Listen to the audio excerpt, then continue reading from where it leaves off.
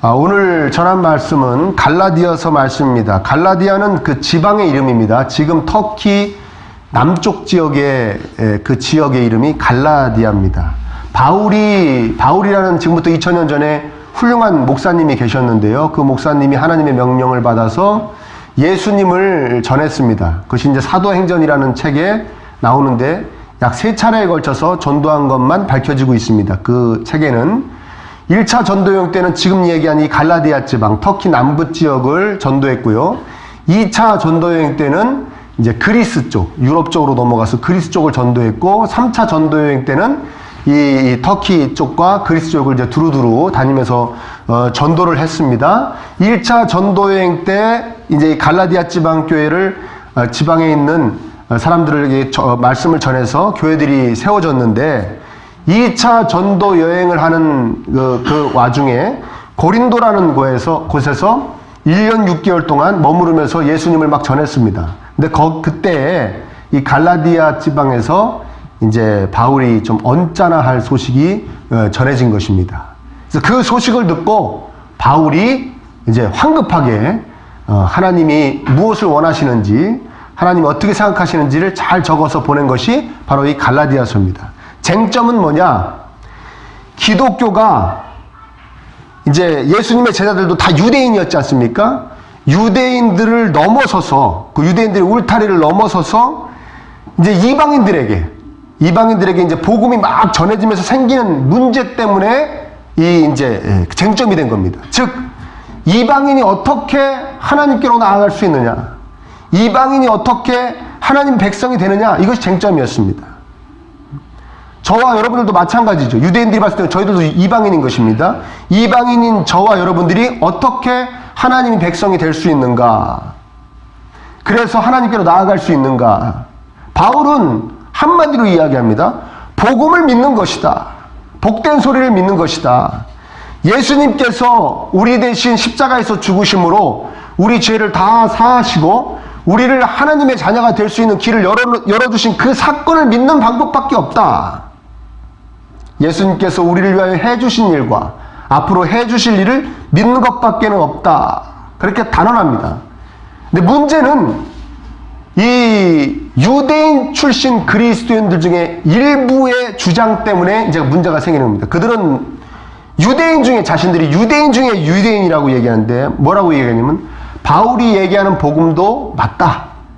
예수님 믿어야 된다. 예수님이 우리 대신 십자가에서 죽어주신 그 사건을 믿어야 된다.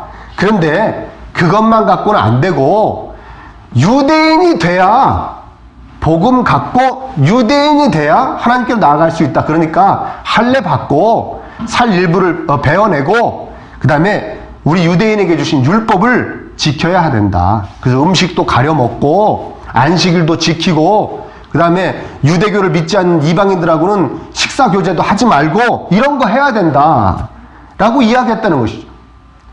그 주장이 갈라디아 그 지방에 있는 교회들에게 막 좀 이렇게 먹혀 들어가서 거기가 들썩들썩 한 거예요. 그러니까 그 소식을 듣고 바울이 이 문제에 대해서 여러 가지 이야기를 하게 됩니다. 이 갈라디아서에서요. 사실은 바울이 그 유대인들이 주장하는 것보다 더 강력하게 오직 유대인만이 하나님께 나아갈 수 있다고 믿고 이야기하고 행했던 사람이 바로 바울입니다. 바울이 뭐라고 자신을 얘기하면 나는 유대인 중에 유대인이다 라고 이야기합니다. 자기는 뼛속까지 유대인이라는 거예요. 그리고 바울은 바리새파라고 그랬습니다. 유대인 중에서도 바리새파라는 사람들은 어떤 사람들이냐면 정말 율법을 중요하게 여기고 율법을 잘 지켜내기를, 그러니까 우리 정말 하나님 열심히 믿을 거야. 그래서 율법에 따라 살기를 막 맹세하고 율법에 따라 살기를 애쓰고 율법에 따라 살지 않는 사람들을 막 정죄하고 공격하던 사람들이 이 바리새파 사람들인데 바울이 그 바리새파 사람들이었다는 거예요. 그러니까 뭐 지금으로 하면 극우라고 얘기할 수 있을까요? 극우구. 유대인 중에 극우였습니다. 이 바울은. 그 바울이 근데 예수님을 만나가지고 깨닫게 된 바를 바울이 이야기하는 것입니다. 그게 오늘 본문에 읽지 않았지만 10절에 이렇게 얘기합니다. 바울이 무릇 율법 행위에 속한 자들은 저주 아래에 있나니 기록된 바 누구든지 율법책에 기록된 대로 모든 일을 항상 행하지 아니하는 자는 저주 아래에 있는 자라 하였음이라. 율법을 온전히 지켜내지 않으면 저주 아래, 저주받는다는 거예요. 그러니까 율법을 지켜야 하나님께로 나아갈 수 있는데 율법을 온전히 지키지 못하면 하나님께 나아가는 게 아니라 율법을 지켜내지 못하면 저주받는다는 거예요. 저기서 무서운 말씀이 뭐냐면 보십시오. 율법책에 기록된 대로 모든 일을 항상 행하지 아니하는 저 말이 무서운 겁니다. 모든 율법을 항상 지켜야 된다는 것입니다. 그렇게 할 수 있습니까? 그렇게 할 수 있습니까? 우리는 저 구약의 율법을 우리가 받은 게 아니니까 그 중에 이제 우리가 지금도 지켜내야 될 게 있긴 있지만 우리가 그냥 우리 실생활에서 우리가 생각해 보시죠. 모든 사람을 항상 선하게 대할 수 있습니까? 없지요. 오늘도 운전하고 오시면서 한 두 분 죽이셨죠? 네? 앞에서 얼쩡얼쩡 되는 분, 신호 안 지키는 분으로 한 두 분 죽이고 오셨죠? 마음속으로. 우리가 모든 사람을 항상 선하게 대할 수 없는 것처럼 유대인들도 그 모든 율법을 항상 지켜낼 수 없습니다. 바울이 이걸 예수님 만나고 깨달은 거예요. 그러면서 이제 아브라함을 예로 듭니다. 왜 아브라함을 예로 드냐면 아브라함이 그 유대인들이 자기의 조상 중에 가장 하나님 보시기에 완벽한 사람이다라고 생각했거든요. 완벽한 사람이라고 생각했어요. 그래서 이제 6절에 보면 이렇게 바울이 이야기합니다. 한번 읽어볼까요? 시작. 아브라함이 하나님을 믿음에 그것을 그에게 의로 정하셨다 함과 같으니라. 여기서 의로 정하셨다 할 때 이 의는 여러분들이 쉽게 알아들을 수 있게 설명해 드리자면 하나님이 함께 하실 만한이라고 생각하시면 됩니다. 하나님께서 옆에다 두실 만한, 받아주실 만한이라고 생각하시면 됩니다. 이게 무슨 말이냐면 저 말은 창세기 15장 말씀을 인용한 것인데 하나님께서 아브라함에게 나타나셔서 자식이 없는 아브라함에게 나타나셔서 네 몸에서 네가 아들을 낳을 거고 그 아들을 통해서 온 하늘의 별과 같은 족속이 사람들이 너의 자손이 될 것이다 라고 이렇게 예언을 하세요. 하나님께서 약속을 해주시니까 그때 아브라함이 네 믿습니다 그 말을. 그러니까 그 말을 믿음에 아브라함이 하나님의 그 말을 믿음에 그것을 그에게 의로 정하셨다는 거예요. 의로 정하셨다는 건 뭐냐면 아까 의가 뭐라 했습니까? 하나님께서 받으실 만한 것이라 그랬죠. 하나님께서 곁에 두실 만한 그 의로 정하셨다는 표현은 다르게 표현하면 의로 여겨주셨다는 거예요. 너 내 말을 믿니? 그러면 너 내 옆에 있을 만한 존재로 여겨줄게 그랬다는 뜻입니다. 이해되세요? 네가 내 옆에 있을 만한 존재가 된 거야 라는 얘기가 아닙니다. 의인이 되었다는 얘기가 아니라 의인처럼 여겨줄게. 우리가 이게 신학적인 용어로 칭의라고 그러죠. 이해되세요? 그렇게 의인으로 여겨주신 그 사건이 아브라함에게 율법이 주어지지 않았을 때고 아브라함이 할례 받기 전이었습니다. 바울이 그 얘기를 하고 싶은 것입니다. 그러니까 하나님을 믿는 아브라함을 너는 내 곁에 둘 수 있는 존재로 여겨주신 것이다. 하나님 그렇게 말씀하셨다는 거예요. 그렇죠? 여러분 우리도 우리 그리스도인들도 의인입니까? 의인이에요? 네? 어저께 의인이었습니까? 네? 어저께 요맘때 의인이었습니까? 어저께 하루 종일 의인이었습니까? 네? 아니면 오늘 아침에 깨워도 안 일어나는 애들한테 악인이 된 적은 없습니까? 우리도 우리가 예수님 믿어서 의인이 되는 게 아니에요. 의인으로 여겨주시는 은혜를 베풀어 주시는 거예요. 너 예수님 믿니? 그래. 내 옆에 있을 만한 존재로 여겨줄게. 그러니까 우린 예수님 믿어 선인이 딱 된 사람들이 아닙니다. 사실적인 변화를 가져온 게 아니라 법적인 선포를 받은 것 뿐입니다. 의인으로 여겨줄게.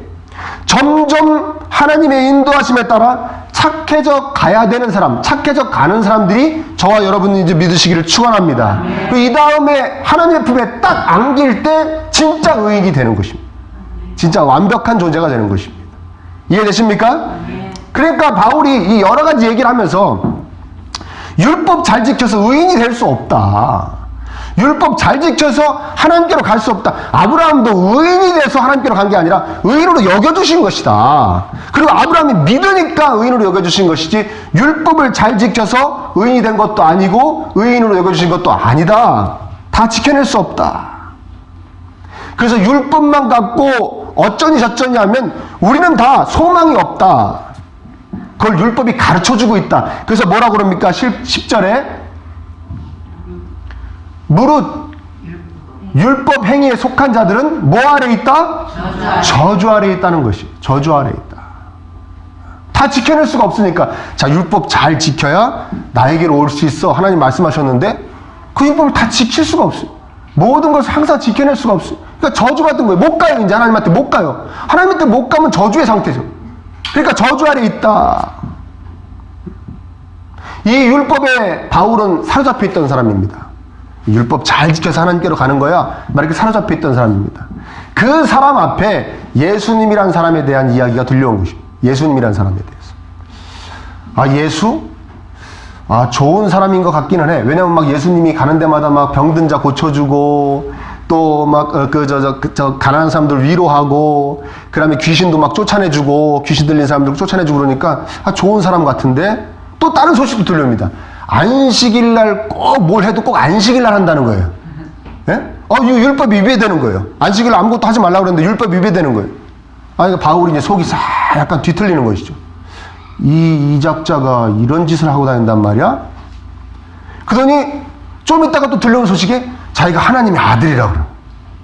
하나님의 아들이라고 할 수는 없습니다. 어떤 사람의 아들은 사람이라는 거예요? 다른 존재라는 얘기예요? 예? 사람의 아들이 돼지예요? 사람이죠. 그러니까 하나님의 아들이라는 건 뭐냐면 자기가 하나님이란 얘기예요. 이해되십니까? 네. 우린 다 하나님이 만드신 존재죠. 피조물이잖아요. 그렇죠? 근데 하나님의 아들이라는 것은 하나님이 즉 하나님이란 얘기예요. 그러니까 이건 신성모드, 하나님의 이름을 욕되게 하는 거예요. 바울이 또 완전히 속이 뒤틀린 거예요. 그리고 어떻게 되나 봤더니 아, 나무에 달려 죽네. 네? 나무에 달려 죽어요. 아, 그래. 율법 안식일날 그렇게 뭔 여러 가지 짓을 하고 자기가 감히 하나님의 아들이라고 신성모독하더니 저주받아 죽는구나. 왜? 신명기에 보면 나무에 달려 죽는 자마다 저주받았다라는 표현이 있거든요.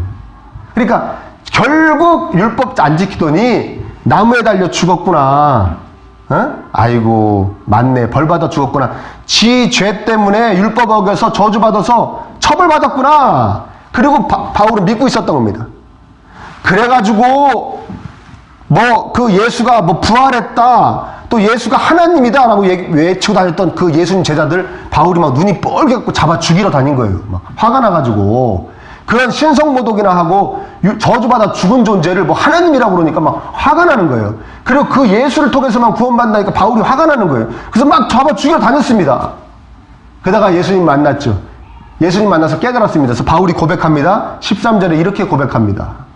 한번 읽어볼까요? 시작. 그리스도께서 우리를 위하여 저주를 받은 바 되사 율법의 저주에서 우리를 속량하셨으니 율법과 나무에 달린 자마다 저주 아래에 있는 자라 하였습니다. 그리스도께서 우리를 위하여, 저기서 우리를 위하여라는 표현은 대신하여라는 말도 같은 말입니다. 우리를 대신하여 저주를 받은 바 되사 율법의 저주에서 우리를 속량했다. 바울이 예수님을 딱 만난 다음에 예수님을 통해 깨달았습니다. 아, 저 예수가 율법 안 지켜가지고 자기가 저주받아 죽은 게 아니었구나. 율법을 지킬 수 없는 우리들을 구원하시기 위해서 우리 대신 율법을 지키지 못하는 그 죄값에 대한 저주를 받으신 것이구나. 그걸 깨달았어요. 나를 위하여 나무에 달려 죽으신 거구나. 나를 대신해서 십자가에서 피 흘리신 거구나. 그걸 바울이 깨닫고 예수님 앞에 팍 꼬꾸라진 겁니다. 제가 잘못 생각했습니다. 예수님, 저를 사랑하셔서 저 대신 죽으신 것이군요. 제가 하나님께로 갈 수 있는 길을 열어주신 것이군요. 하나님의 그 사랑을 예수님을 통해서 깨달은 것이죠. 정말 불쌍히 여겨주시는구나. 그래서 고린도후서에 보면 바울이 이렇게 고백합니다. 내가 전에는 예수를 육체대로 알았다. 그 무슨 말이냐면 내가 그냥 한 인간인 예수로서만 계속 평가하고 판단했었다. 근데 예수님 만나서 정신을 차리고 보니 그분은 하나님이셨다. 하나님이 나 같은 걸 살리시기 위해서 이 땅에 오신 거였구나. 그날을 감사하는 날이 오늘인 줄 믿습니다. 아멘. 아멘. 바울이 정신 차리고 보니 하나님이 우리에게 율법을 주신 것은 그 율법을 잘 지켜내서 구원받으라고 주신 게 아니구나. 왜 율법을 주셨냐면 율법을 한번 지켜보면서 율법 잘 지켜서는 구원받을 수 없고 다른 무언 방법이 있어야겠구나. 이걸 깨달으라고. 그 다른 방법이 누굽니까? 예수님을 통해서 구원받을 수밖에 없다는 것을 깨닫고 더욱 예수님께 집중하고 그분만 의지하라고 율법을 주신 것이구나. 바울이 깨달은 거예요. 아멘입니까? 아멘. 그래서 바울이 2절에 이렇게 얘기합니다. 2절에 한번 읽어볼까요? 시작. 너희에게 알려하노니 너희가 성령을 받은 것이 율법의 행위로냐 혹은 듣고 믿음으로냐. 내가 너희들한테 한 가지만 물어볼게. 너희가 성령을 받은 것이, 우리가 예수님 믿어가지고 이 초대교회 때는, 이때는 예수님 믿어가지고 성령님이 우리 안에 임하시는 사건이 굉장히 그렇게 막 가시적으로 막 일어났던 시대입니다. 막 복음이 막 전파되는 시대이기 때문에 막 굉장히 다 느낄 수 있도록, 주변에 있는 사람들까지 느낄 수 있도록 임하던 시절이었기 때문에 그 체험들을 다 한 거예요. 그러니까 너희들이 예수님 믿어서 성령님이 너희들을 임했는데, 즉 너희들이 구원받게 됐는데, 성령님은 우리 구원의 증거 되시는 분이기 때문에 너희들이 구원받게 됐는데, 그때 너희들이 성령 받을 때를 잘 생각해보자. 그때 율법 잘 지켜서 받았냐? 율법 잘 지켜서 받을 수 없었죠. 왜냐면 이 사람들은 율법이 없는 이방인들이었지 않습니까? 이해되십니까? 율법 잘 지켰을 때 구원받았니? 성령님이 오셨니? 아니면 예수님이 너희를 위하여 피 흘려서 너희를 구원하셨다는 그 사건에 대해서 믿으니까 성령님이 오셨니? 내가 한 가지만 물어볼게. 그런 겁니다. 자, 여러분들에게 여쭤볼게요. 언제 성령님이 오셨습니까? 오셨는지 안 오셨는지 잘 모르겠습니까? 어쨌든 오신 것 같고 어쨌든 안 오신 것 같습니까? 성령님이 오신 줄 믿습니다. 아멘. 성령님이 오셔야 예수님을 믿게 되기 때문에 아멘. 그 얘기예요. 예수님 믿어서 성령님 오셨다? 성령님 오셨다. 성령님 오시니까 예수님 믿게 되었다? 그 얘기예요. 성령님은 곧 구원입니다. 성령님은 곧 예수님입니다. 성령님은 곧 십자가 사건에 대한 믿음입니다.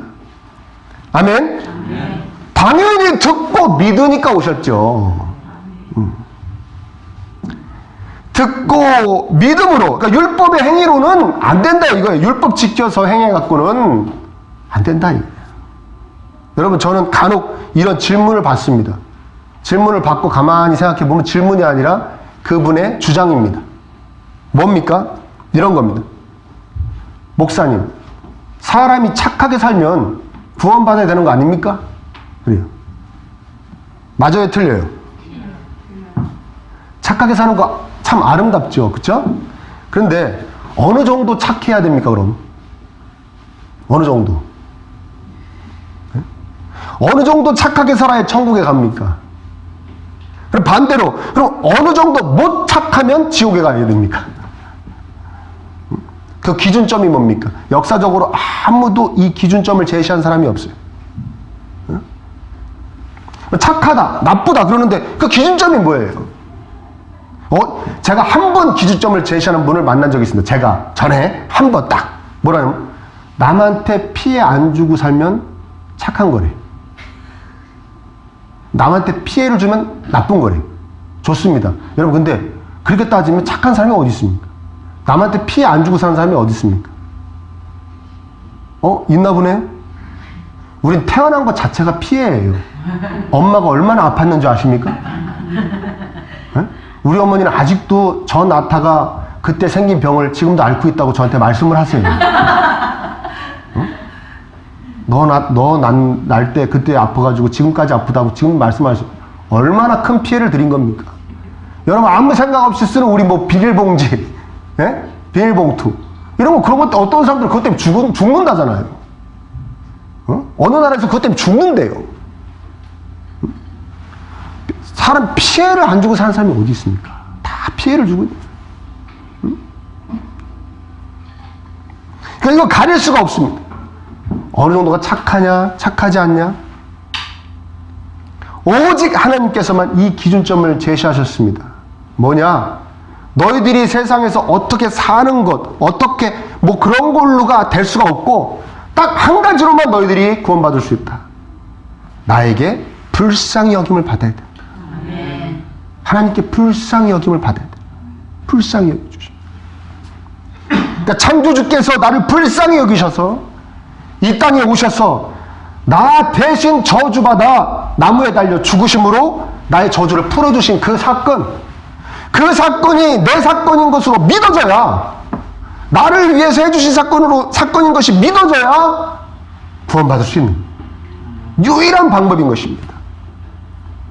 만약 다른 구원의 방법이 있었다면, 여러분 생각해보세요. 다른 구원의 방법이 있었다면 하나님이 뭐하러 이 땅에 오셔가지고 수모를 당하시고 치욕을 당하시고 그 피를 흘리시고 죽으셔야 됐냐 이게. 다른 방법 중에 적성에 맞는 걸로 선택해서 그 방법 잘해서 구원받아라 하시지 당신이 왜 이 땅에 오셨겠냐. 아멘입니까? 아멘. 그래서 1절에 이렇게 얘기합니다. 1절에 한번 읽어보겠습니다. 시작. 어리석도다 갈라디아 사람들아, 예수 그리스도께서 십자가에서 못 박히신 것이 너희 눈앞에 보이거늘 누가 너희를 믿느냐. 다른 방법이 없다고 내가 그렇게 얘기를 했는데 오직 예수 그리스도께서 십자가에서 못 박히신 것이 너희들의 것이 되어야지만 구원받는다고. 그래서 너희들 다 너희들 것이 돼서 구원받았는데 누가 너희들을 꾀더냐? 누가 너희들을 꼬셔? 다른 여러 가지 할례 받고 율법도 지키고 이런 얘기를 누가 너희들한테 하더냐? 화가 난다. 어리석은 것들아. 그렇게 얘기하는 겁니다. 근데 여기서 한 가지 고개를 우리가 갸우뚱하게 하는 게 있어요. 그게 뭐냐면 어리석도다 갈라디아 사람들아 했으니까 이 중에 상당수는 그 예수님만 믿어서는 구원받을 수 없고 예수님도 믿고 할례도 받고 또 율법도 잘 지켜야 된다는 그 유대인 출신 그리스도인들의 말을 듣고 현혹돼서 이미 그렇게 하고 있는 사람들, 또 그렇게 하려는 사람들이 상당수 있었다는 얘기 아닙니까?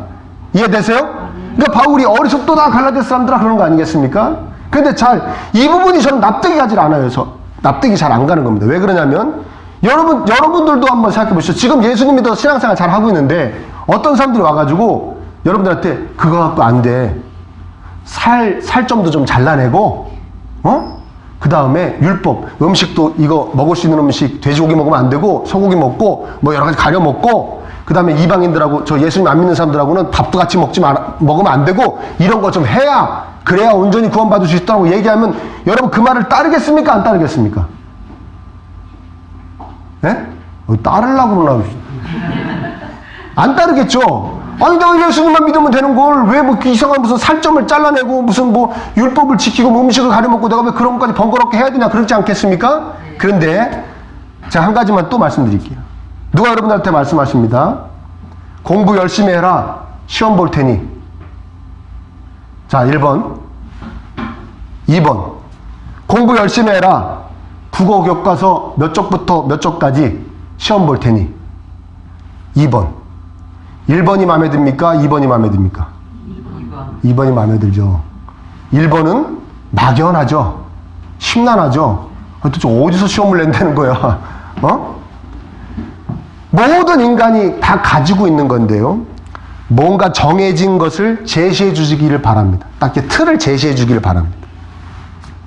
특히 어떤 행위를 제시해 주는 것에 은근한 매력을 느낍니다. 사람은 다 그렇습니다. 그래서 우리 옛날에 옛날 우리 선조들, 동네 어른이 그렇게 얘기합니다. 이렇게 얘기합니다. 자식들 잘 되기 바라는 마음으로 살아라.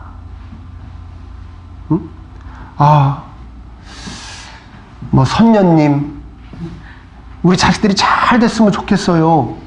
그럼 그 선녀님이 그럽니다. 자식들 잘 되기 바라는 마음으로 늘 살아라. 막연해요? 안 막연해요? 막연하죠? 심란하죠? 근데 이렇게 얘기합니다. 매일 새벽에 목욕 제기하고 우물가에 가서 깨끗한 물 떠다가 한 10분만 빌어. 깔끔합니까? 안 깔끔합니까? 깔끔하죠. 깔끔해요. 그래서 모든 종교라고 명명할 수 있는 부분들에서 우리에게 행위를 제시합니다. 빌어라, 절해라, 돌아라, 여러 가지 행위를 제시합니다. 바울은 이렇게 얘기합니다. 그런 거 다 하지 말고 십자가의 은혜를 붙잡고 살아라. 그 십자가에 담겨있는 정신대로 겸손하게 희생하며 헌신하며 사랑하며 살아라. 이렇게 얘기합니다. 막연합니까? 안 막연합니까? 막연하죠. 근데 유대인 출신 그리스도인들은 뭐라 그럽니까? 살 좀 베어내고 율법 지켜. 그러면 구원이 확 다가와. 이것이 끌립니까? 안 끌립니까? 끌려요. 많은 사람들이 홀딱 넘어간 거예요. 그래서 바울이 호통을 칩니다. 3절에 너희가 이같이 어리석느냐? 성령으로 시작했다가 이제는 육체로 마치겠느냐? 성령으로 시작했다. 온전한 성령님으로 인도로 시작했는데 오직 예수, 오직 십자가, 나를 위하여 창조주께서 나 대신 죽어주셨다는 그 사건이 너무 감사해가지고 그거 믿으면서 신앙생활이 시작됐는데 어느덧 유대인 출신 그리스도인들이 와서 싹 꼬시니까 그거 다 그 감격, 그 감동, 그 감사 다 쳐버리고 할려 받으면 되는 겁니까? 율법 지키면 그럼 구원 받는 겁니까? 이렇게 홀딱 넘어간 거예요. 왜 육체로 마치냐 이게. 감동 다 감사 사라지고 냉랭해져가지고 이렇게 행동하면은 신앙생활 잘하는 거고 구원 받습니까? 그 행위에 막 몰두하는 것이죠. 그것이 육체로 마치는 것이다. 바울은 호통을 칩니다. 여러분, 저는 여러분들도 깨닫기를 바라는데요. 하나님께서 우리에게 주신 모든 경건의 활동, 경건의 행위는 예수님의 은혜에 대한 깨달음과 감격과 감사를 늘 이 안에 담기 위해서, 그리고 그 은혜에 조금이나마 걸맞는 사람으로 살아가기 위해서, 즉 예수님을 나의 온전한 구원자로 나의 전부가 되시는 것을 위해서 행하는 수단들인 줄 믿으시길 축원합니다. 아멘. 근데 그것이 신앙생활의 척도가 되어서는 안 되는 거예요. 난 예배를, 웬만한 예배는 다 난 참석하고 있어. 난 좀 괜찮은 그리스도인이야. 응? 난 매일 말씀 본다. 나는 매일 말씀 보고 매일 기도 30분을 해, 1시간을 해. 난 썩 괜찮은 그 수단들이 신앙생활의 어떤 그 시금석이 돼서는 안 된다는 거예요. 자기를 뿌듯하게 하는 것이 되면 안 된다는 거예요. 별 의미 없이 그냥 율법 지키면 구원받는다니까 율법을 막 지켜내 버리는 것처럼 예배 드려 버리면 안 되는 것이고, 별 의미 없이 기도해 버리면 안 되는 것이고, 헌금해 버리면 안 되는 것이고, 봉사해 버리면 안 되는 것이고, 심지어는 세상에서의 선한 삶을 해 버려도 안 되는 것입니다. 그건 다 예수님을 이 안에 가득히 담고 살기 위한 방법에 지나지 않는 것이라는 것이죠. 아멘? 이해되십니까? 또 한 가지는 이것이 비단 유대인들의 율법에 관한 이야기만이 아닙니다. 이 갈라디아 지방, 이 당시에 갈라디아 지방의 이방인들을 포함한 모든 사람들은 마치 육체로 마치는 것에 대한 유혹에 매우 취약합니다. 우리 안에 오염된 본성이 우리를 유혹하기 때문입니다. 즉 다시 말해서 인간은 자신이 자신의 행위를 통해 자신을 챙겨나가는 것을 참 좋아합니다. 아멘? 여러분, 이왕이면은 내가 뭘 좀 막 해가지고 내 삶이 좀 풍요로워지고 좀 막 그런 삶이 좋습니까? 아니 맨날 비일비대면서 누가 뭐 갖다 주는 거로 사는 게 좋습니까? 두 번째인가 보네. 네? 사람 자기가 막 좀 해서 주도적으로 해서 자기가 좀 쫙 이렇게 하길 그 원하는 거 그거 다 갖고 있어요. 갖고 있어요. 전 그런 거 없는데요? 그럼 포기한 거고. 해도 안 되니까 포기한 거고. 다 그런 거 갖고 있어요. 근데 그걸 왜 악하다 그러냐? 악하다 그러냐면은 아담 때부터 그게 이어진 건데 뭐냐면 아담이 하나님으로부터 모든 걸 공급받았습니다. 공급받아서 막 부족한 것도 뭐 약해질 것도 없었어요. 근데 뭐라고 했습니까? 하나님한테 내 삶에서 이제 그만 빠져주세요. 그랬어. 내가 내 나름대로 한번 살아볼게요. 그래서 하나님을 자기 삶에서 딱 제끼고 나니까, 떼버리니까, 하나님께로부터 떨어져 나온 그 아담으로부터 시작된 모든 인류는 그 하나님의 빈자리를 채우려고 하는 행동들을 하기 시작했습니다. 이거 하나님이 쭉 빠져나간 자리가 너무 부족하게 느껴지는 것이죠. 그리고 허전하기도 하고, 막 우울하기도 하고, 그것 때문에 막 슬픔이 찾아오고, 고독함이 찾아오고, 그래서 그 막 행위를 하기 시작합니다. 그걸 채우기 위한, 다르게 표현하자면, 스스로를 구원하기 위한, 할 수 있는 모든 노력을 기울이게 됐습니다. 그래서, 막 가져보면은 이 부족함이 좀 채워질까 해서 막 가져보기도 하고요. 자기가 어떻게 해서 갖는 것만 갖고는 안 되니까 뺏어보기도 하고요. 그래서 안 뺏기려고 막 자기들끼리 모여 살다가 막 나라가 되고요. 전쟁이 나고요. 이거 갖고는 안 되겠다. 어떤 강력한 존재가 좀 채워줘야겠다 해서 자기들이 막 우상을, 종교를 막 만들어내고 있어요. 인간들이 막 종교를 만들어내고, 좋은 그림을 보고 좋은 음악을 들으면 이 부족함이 좀 채워지려나 해서 뭐 예술을 막 발전시키고요. 다 해봤어요. 성공했을까요? 실패했을까요? 모두 다 실패를 맛보았습니다. 왜 그렇습니까? 늘 말씀드렸듯이, 아니 이 세상을 지으신 분이 이 세상보다 크신데 그분이 빠져나간 자리를 이 세상을 다 갖다 넣어도 채워질 수가 없는 것이죠. 그 허전함, 그 부족함, 그 허함 채울 수가 없는 겁니다. 오직 하나님만이 채우실 수 있을 줄 믿습니다. 아멘입니까? 그래서 독생자를 보내셨죠. 구원받는 방법이 없어서, 다른 방법이 절대 없어서 예수님께서 오셨다고 그랬습니다. 근데 예수님이 우리에게 구원의 복만 주시는 것이 아닙니다. 예수님이 주시는 복은 구원에 한정되지 않습니다. 성경을 여러 군데 뭐라고 얘기하면 예수님께서 만물을 충만케 하시는 분이라고 그래요. 만물 중엔 저와 여러분들도 들어가 있는 겁니다. 창조된 만물을 충만케 하시는 분이라는 거예요. 그러니까 뭔가 좀 허전하고 비어져 있는 데를 충만케 하시는 분이라는 거예요. 그리고 또 뭐라고 표현하냐면 예수님이 우리의 기쁨을 충만케 하시는 분이라는 거예요. 우리가 기뻐하는데 그 기뻐하는 게 예수님이 안 계시면 뭔가 꽉 차지 않는데요. 뭐가 비어있대요. 기뻐하는 것도. 근데 충만케 하시는 분이라는 거죠. 인간은 이 악한 본성 때문에 자꾸만 내 스스로가 나를 만족하게 하고 나를 기쁘게 하려고 발버둥을 칩니다. 자신이 자신을 행복하게 할 수 있다고 큰 착각을 합니다. 심지어는 다른 사람까지도 행복하게 할 수 있다고 착각을 합니다. 그래서 끊임없이 시도를 합니다. 이것도 해보고 저것도 해보고. 근데 여러분, 우리가 우리의 그 신앙생활에 그 시간을 좀 뒤로 돌려가지고 우리가 예수님 처음에 나의 구원자임을 깨달았을 때라면 생각해 보시죠. 세상을 정말 다 가진 것 같은 만족과 기쁨을 누리셨을 줄 믿습니다. 아멘. 왜? 우리를 충만케 해주시는 예수님이기 때문에 그래요. 우리를 충만케 해주시는, 우리의 기쁨을 충만케 해주시는 예수님. 하나님은 복이시고, 그래서 그 하나님으로 충만해질 때 행복합니다. 그런데 이제 그렇게 성령으로 시작했죠. 근데 그리스도인으로 살면서 예수님은 이제 옆에다가 이렇게 모셔놓고 예수님 없는 자들과 예수님 안 믿는 자들과 별반 다르지 않는 가치관과 방법으로 자신을 행복하게 하려고 애를 씁니다. 그럼 예수님은 뭐 하는 분인가? 내가 지금 이렇게 열심히 하고 있으니까, 내 나름대로 막 하고 있으니까 조금 도와주세요. 이 정도로 여기면 살아가는 것이죠. 정말 기쁠 수 있을까요? 진정한 행복을 느낄 수 있을까요? 이걸 바울이 얘기하는 겁니다. 성령으로 시작했다가 육체로 마치려고 그러냐. 성령님의 인도하심 받고 살다가 네 힘으로 살아보려고 그러는 거냐?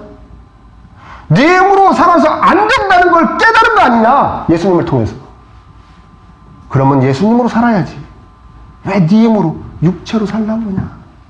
그게 3절의 말씀이에요. 성령으로 시작했다가 육체로 마치려고 그러냐? 이제 좀 우리가 내려놨으면 좋겠습니다.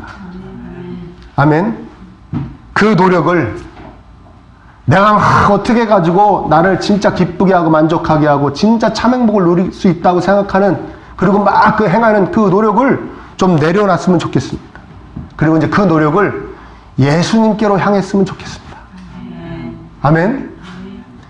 여러분 명심하시기를 축원합니다. 구원받아 하나님께로 나아갈 수 있는 다른 방법이 없어서 오신 분이 예수님이십니다. 아멘입니까? 이 세상의 그 어떠한 것들로 나를 가득히 채워서 나를 진정 행복하게 할 수 있는 다른 방법이 없어서 오신 분이 예수님이심을 깨달으시기를 축원합니다.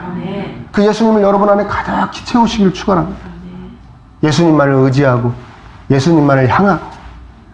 아멘. 여러분이 하는 모든 경건의 활동이 그 예수님께로 여러분들을 인도하는 그 아름다운 것들이 되기를 축원합니다. 그래서 예수님으로 가득히 채워지셔서 예수님으로 인해 참된 행복을 누릴 수 있는 저와 여러분 되시기를 이 성탄주일에 축복합니다.